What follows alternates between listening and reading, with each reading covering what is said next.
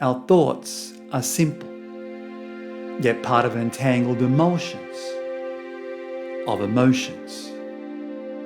Our thoughts are masks, and while we can read each other in body language, a thought, no matter how well conceived, is not always obvious, as if it were plastered on a signboard. So whether it is obvious or to its contrary, a thought has the ability to be concealed, where one will not even know if someone was telling the truth. We are better versed than ever to understand our thoughts through neuroscience, psychology and philosophy. There is, though, another way that we can determine the truth, and that is through online search engines, such as Google. And what this shows us is a vast river of answers that not even the most ardent clairvoyant could predict.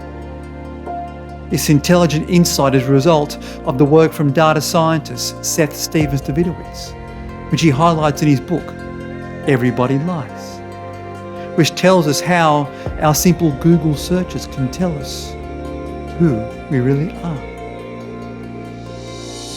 To also aid us in finding out who we are and how we relate to each other, tune to my videos within the Mind Life and Mind Philosophy brands. Subscribe to the channel and leave your comments. According to Davidowitz, Google was invented so people could learn about the world, not so researchers could dig up trails about the people who use it. And the data he has captured tells us about the relationship that we have with Google. But we don't just make inquiry with it, we confide in it. And it is through this relationship that we witness such a disparity between what we tell others in surveys and social media and what we tell ourselves. Where all of a sudden, thanks to Google, a thought will leave its tracks for us to uncover these falsities. And yet these lies are rampant.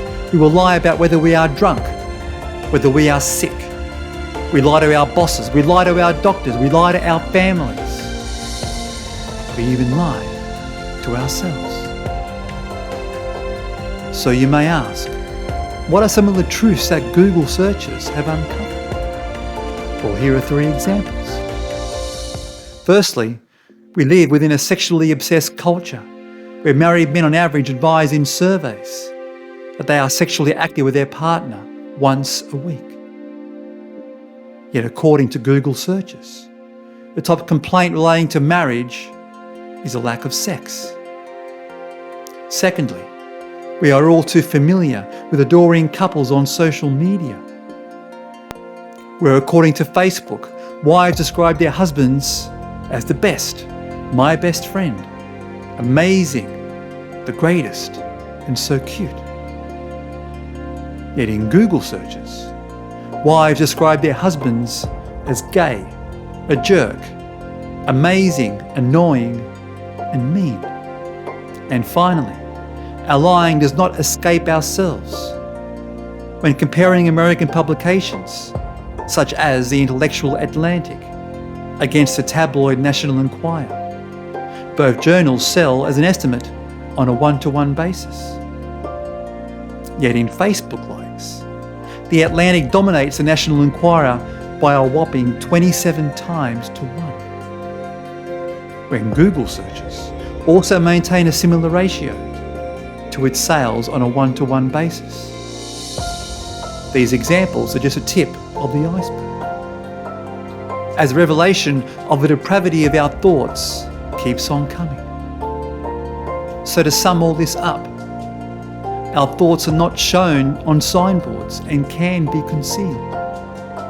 We do, though, tend to console ourselves through Google, where it leaves a path to uncover this daring disparity.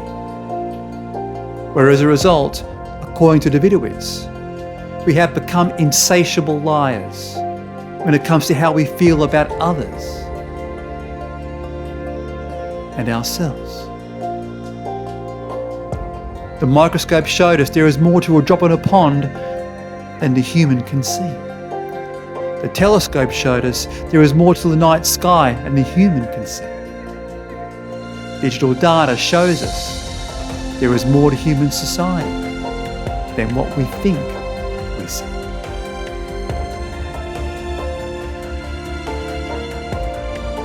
If there is one thing to understand from our refuge towards Google, is that sometimes we don't always have someone to turn to, even in our time of need.